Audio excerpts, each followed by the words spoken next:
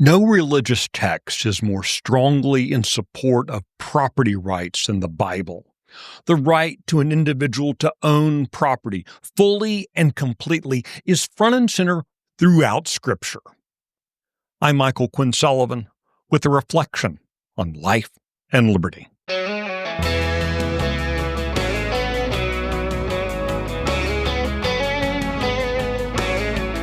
Consider just the Old Testament.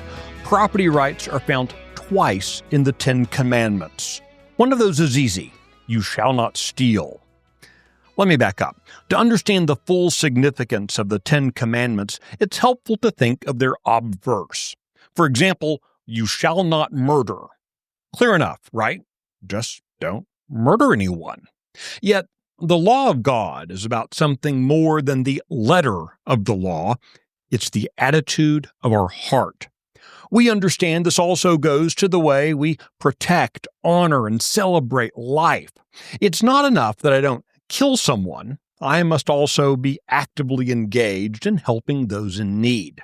So when Scripture tells us that God has commanded us to not steal, that implies something more profound about the nature of property and human rights. By being told not to steal, we're also told that people have a right to be secure in the ownership of their property and that we're to respect that ownership. This goes deeper in the last of the commandments. You shall not covet your neighbor's house. You shall not covet your neighbor's wife, or his male servant, or his female servant, or his ox, or his donkey, or anything that is your neighbor's. Since we don't often use covet, I want to clarify its meaning.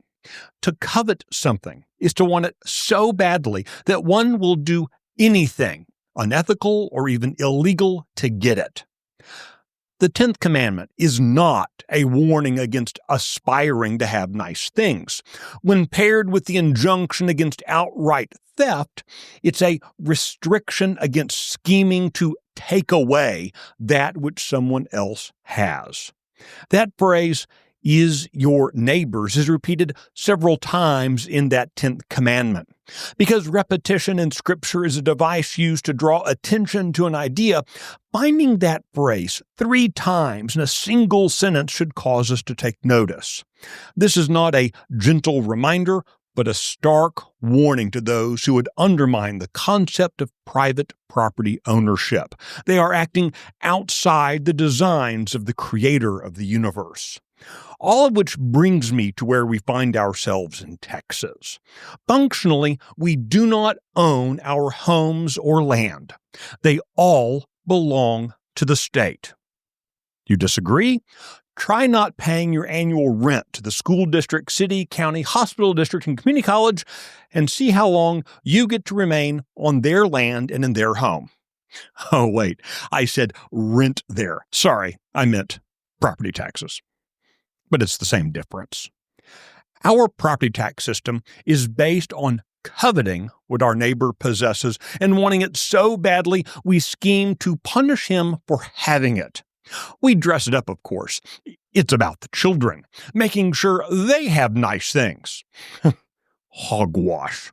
Consider the biennial debate in the Texas legislature over property tax relief. By its very nature, the discussion is not about allowing you to own your property free and clear. Instead, the lawmakers haggle over ways to reduce the rate at which the government is increasing the tribute you must pay for the privilege of living on the land you bought. Our senior citizens are treated even more poorly.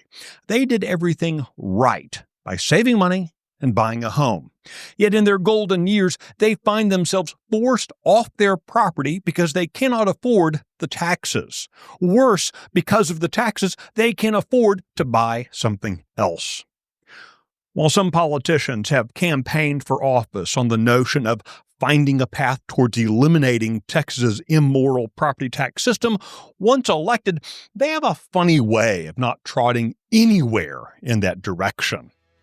Property rights must be about something more than trimming trees when you like or repainting the front door. We don't truly have a right to property until we own it without paying rent to the government. We must recognize the centrality of property ownership in securing our inalienable rights to life and liberty.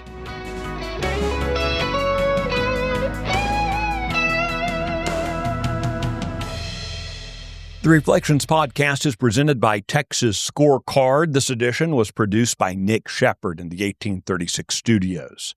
If you like today's reflection, please take a moment to rate it, leave a review, and then recommend it to your friends. I'm Michael Quinn Sullivan.